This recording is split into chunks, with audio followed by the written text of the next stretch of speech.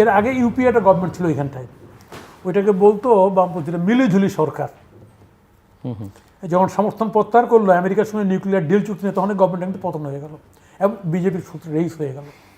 আমি বর্তমান সময় বলতে যাচ্ছি, এই যে আমেরিকার সঙ্গে এই যে মাখামাখি আমাদের এই যে বাংলাদেশের, এবং এই যে পার্লামেন্টের যে নর্তনকুর্দন দেখলাম, মাখামাখি কোথায় দেখছেন? আমেরিকা তো মাত্র আরো 10% শুল্ক আরোপ করলো। মানে ওই মাখামাখির পরে যা হচ্ছে আর কি, মাখামাখি এত মাখামাখির পরে পার্লামেন্টে নর্তনকুর্দন, তারপরে যেগুলি হচ্ছে, ফলে এইটা বাংলাদেশ বহন করতে পারবে কিনা এটা সন্দেহ আছে। আমি যেটা বলতে চাচ্ছি, এই যে বর্তমান বিএনপি জামাতের মিলিঝুলি সরকার, এটা ঠিক ওই রকমই, কিন্তু একই রকম চিন্তা, একই রকম মনোভাবাপন্ন, একই রকম।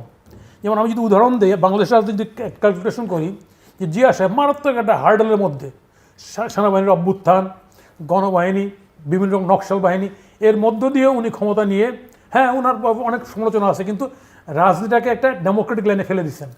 সেখানে মুসলিম লীগ রাজনীতি করতে পারছে, জামাত করতে পারছে, নকশাল করতে পারছে, বাকশাল করতে পারছে, আমরাও করতে পারছি, কথা বুঝে না, জেল থেকে ছাড়া পেয়েছি, করছেন। বর্তমান সময়ে এরকম একটা অভ্যুত্থানের পরে, হাজারের অধিক শহীদ হওয়ার পরে, এখানে বাংলাদেশের রাজনীতিটাকে একটা রাজনীতির ধারা তো ফেলতে পারলো না বিএনপি। 2/3 মেজরিটি পাওয়ার পরও এই যে পুরনো পথে হাঁটা শুরু করলো বিএনপি, কি পথে? যে পথ দিয়ে শেখ হাসিনা হেঁটে গেছেন। শেখ হাসিনা কোন পথে হাঁটছেন? বিএনপিকে রাজনীতি করতে দেবে না, অপোজিশনকে নিশ্চিন্ন করে দেবে। হ্যাঁ, মাননীয় এমপি বলবেন যে ওরা তো সন্ত্রাসী, ফ্যাসিস্ট। হ্যাঁ, ফ্যাসিস্টদের বিচার হোক তো চাই আমরা, কিন্তু ফ্যাসিস্টদের মধ্যেও যে সাধারণ ভোটার আছে, সাধারণ লোক আছে, এই লোকটির রাজনীতির জায়গাটা কোথায় দিলেন আপনি? আপনি তো গোটা ফ্যাসিস্টদেরকে আবার ক্ষমতাটাকে, ওটা তো ক্ষমতা থেকে ষড়যন্ত্র করতেছিল, আবার ষড়যন্ত্রের সুযোগ করে দিলেন। এবং ওই মিলিজুলি সরকার যেই ষড়যন্ত্রের কবল থেকে মুক্ত হতে পারছে না, যার কারণে আজকে এই ঘটনাগুলি ঘটতেছে। আজকে এটা ছোট ফোর্স, নিউ ফোর্স, এই ফোর্সটা এরকম আচরণ করছে কেন? ষড়যন্ত্রের লক্ষণ, এই লক্ষণ তো খারাপ লক্ষণ। এই ফোর্স তো জামাতের সঙ্গে, হ্যাঁ, ইয়েস, তাহলে মিলেঝিলে বলছেন কোথায়? জামাতেরই একটা ফ্রন্ট, জামাতের একটা ফ্রন্ট মনে করছি আমি। বিএনপির সঙ্গে মিলিজুলি বলছি, মিলিজুলি বেসিক টোন এক, আমেরিকার সঙ্গে চুক্তি এক, পার্লামেন্টের শোক প্রস্তাব সব এক, এই সমস্ত কিছু এক। পার্থক্য কোন জায়গায়?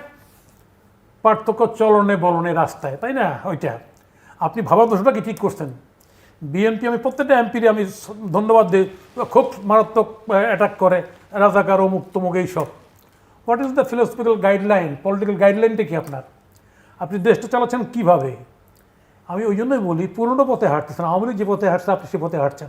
আওয়ামী লীগ ব্যান করছিল, মানে ব্যান না করলেও বিএনপি টিএনপি সবকে নিশ্চিন্ন করার চেষ্টা করছে, আর আপনিও আইনগতভাবে ব্যান করে আপনি এই চেষ্টাটা করতেছেন। এসব হবেন না। এবং এতে ষড়যন্ত্রের রাজনীতিটা নতুন করে আবার দানা বাঁধবে। আপনার প্রেডিকশন কি নিকট ভবিষ্যতে আমি যেটা বলতে চাচ্ছি, মানে বাংলাদেশের পলিটিক্যাল ল্যান্ডস্কেপে বিএনপি, জামাত, এনসিপি, আওয়ামী লীগ কি চিত্র দাঁড়াচ্ছে?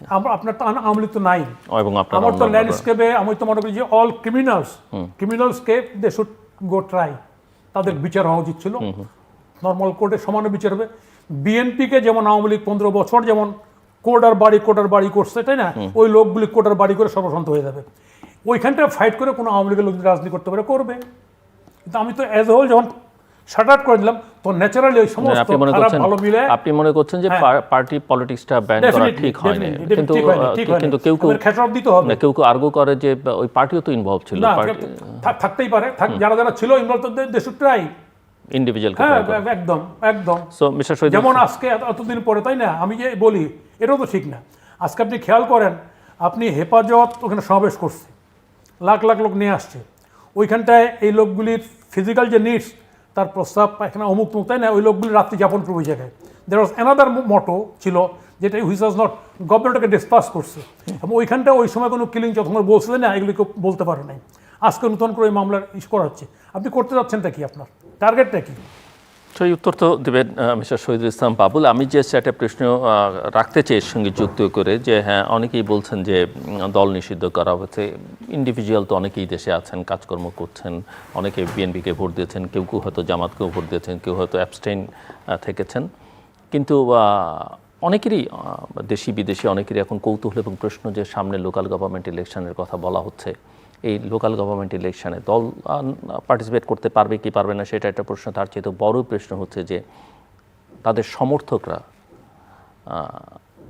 তারা আসলে তাদের রোল কি হবে, তাদেরকে আপনারা না না, এখানে প্রধান ভাই যেটা বলেছেন, ইলেকট্রাল সিস্টেম না তার প্রধান ভাই অনেক কথার সাথে আমি একমত, সব কথার সাথে যদি নাও হই, তবে মিলে ঝিলে যে বিষয়টা, এই বিষয়টার সাথে আমি দ্বিমত পোষণ করি। ভিন্ন তারা এনসিপি তাদের রাজনৈতিক আদর্শ বা জামাত, আপনি জামাত এনসিপিকে বলতে পারেন মিলে ঝিলে, কিন্তু বিএনপির সাথে মিলে ঝিলে টিলের কোনো বাস্তবতা নাই। আমি যতটুকু দেখি বা বুঝি, তাদের গোল ভিন্ন, তাদের মোটো ভিন্ন, তাদের আদর্শ ভিন্ন, তারা শরিয়া ইসলাম যে নানান ধরনের, কিন্তু বিএনপি টোটালি ডিফারেন্ট। না, কিন্তু ইডিওলজিক্যালি কি বিএনপি এই জায়গায় অবস্থান নিয়েছে যে জামাতের সঙ্গে আর ভবিষ্যতে কোনো অবস্থাতেই আর না, পলিটিক্স শেষ এটা যদি আমি বলি ভবিষ্যৎ কি হবে বা না এখন যেটা মিস্টার নাজমুল হক প্রধান বলছেন যে আওয়ামী লীগকে ষড়যন্ত্র করার সুযোগ দিয়েছে, আগে ক্ষমতায় থেকে করেছে, এখন ক্ষমতায় না, বাইরে হতে পারে, থেকে। হতে পারে, এবং আমি ডিসএগ্রি করছি সেই না। ষড়যন্ত্র মোকাবেলা করবার জন্য আবার জামাত বিএনপিকে একসঙ্গে দেখা যাবে কিনা, এটাও কারো কারো মধ্যে কৌতূহল আছে। আবার কেউ কেউ মনে করেন না, ইডিওলজিক্যালি ডিফারেন্সটা এত প্রখর হয়েছে, প্রকাশ্য হয়েছে, যে এখন আর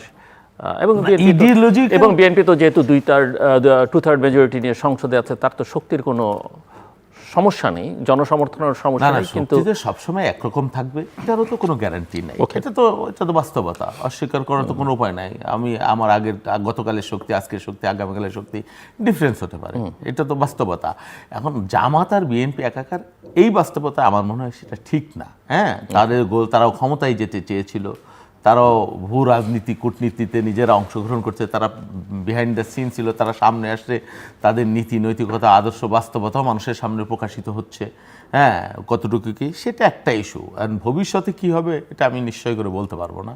সময় হয়তো, প্রেক্ষাপট, অনেক কিছুই তো হয় রাজনীতি, অনেক কিছুই তো দেখি আমরা। এখন আমি যদি বলি জামাত আর বিএনপি কোনোদিন একসাথে চলতে পারবে না, একসাথে কথা বলবে না, এটা ঠিক হবে কিনা আমি জানি না। বা আওয়ামী লীগের সাথে তো জামাত চলেছে, এটাও তো সত্য।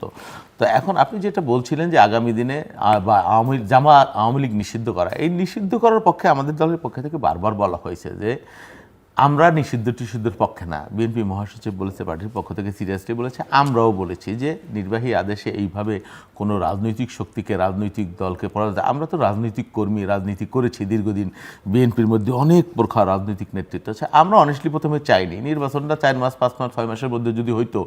আওয়ামী লীগের সব তো পলাতক, তারা কি নির্বাচন করবে? তাদের জন্য জায়গাটা উন্মুক্ত রাখলে খারাপ হতো না, বিএনপি তো ক্ষমতায় যেতই। হ্যাঁ, এবং কিন্তু আমি এই দায়িত্ব কেন নিতে যাব? আমরা কেন নিতে যাব? তখনকার প্রেক্ষাপটটা নিশ্চয়ই আপনি জানেন যে বিএনপির ইচ্ছায় সবকিছু হয়েছে, নট দ্যাট। হ্যাঁ, বিএনপি একটা পার্ট ছিল, সবকিছু তো বিএনপি নিয়ন্ত্রণে ছিল না, বা নির্বাচনটাই তো একটা অনিশ্চিত বাস্তবতার মধ্যে চলে গিয়েছিল। সেই নির্বাচনটাকে আমাকে আদায় করতে হয়েছে নানান ধরনের প্রেশার কৌশল করে বা নানান ধরনের প্রক্রিয়ার মধ্য দিয়ে। তো সেই নির্বাচনটা আদায় হয়েছে, আমি বিশ্বাস করি। সেই নিষিদ্ধের অর্ডিন্যান্সটাই তো আপনারা অ্যাপ্রুভ করলেন পার্লামেন্টে। অ্যাপ্রুভ তো পার্লামেন্টে সবাই মিলে আমরা করেছি, কিন্তু সেটা তো পার্মানেন্ট কন্ডিশন, এটা তো আইনগত প্রক্রিয়ার মধ্যে এখন চলে গেছে। এবং আমি মনে করি না যে এটা একেবারে পার্মানেন্ট কোনো ইস্যু হয়ে যাবে, পার্মানেন্ট হয়ে যাবে। এবং আমি যেটা মনে করি, অবশ্যই প্রত্যেকের রাজনৈতিক অধিকার থাকবে আমাদের কাছে। সাথে সাথে এটাও প্রধান ভাইয়ের সাথে সম্পূর্ণ একমত যে যারা অন্যায় অপকর্ম করেছে তারা এর সাথে, যেমন আমি যে এলাকার এমপি, সেখানে আওয়ামী অধ্যুষিত এলাকা, এটা অসত্য। আওয়ামী লীগের অনেক লোক আমার সাথে এবং সাথে থেকে রাজনীতি করছে বা আমাকে নির্বাচিত করেছে, আমাকে ভোট দিয়েছে, এটা তো অবাস্তব কোনো না। আর ভোটারের তো কোনো দোষ নেই, সব আওয়ামী লীগের তো অন্যায় অপকর্মের সাথে জড়িত না সমস্ত মানুষ। হ্যাঁ, তো যারা অন্যায় অপকর্ম করেছে তারা দেশ ছেড়েছে, লুট করেছে, যারা দেশ ছেড়েছে। আগামী নির্বাচনে যে বিষয়টা আমি আরেকটা টকশোতেও বলেছি, যে আওয়ামী লীগের যেই মানুষটা গ্রামে থাকতেছে, যেই মানুষটা বাজারে যায়, যেই মানুষটা ভোট দিতে পারে, হ্যাঁ, যেই মানুষটা ঘুমাইতে পারে, তো সেই মানুষ কেন নির্বাচনে দাঁড়াইতে পারবে না? হ্যাঁ, যার ভোটের অধিকার আছে সে দাঁড়ায়। এই বিষয়ে আমি কথা বলেছি এবং তার সুযোগটা থাকা উচিত বলে আমি মনে করি। Thank you.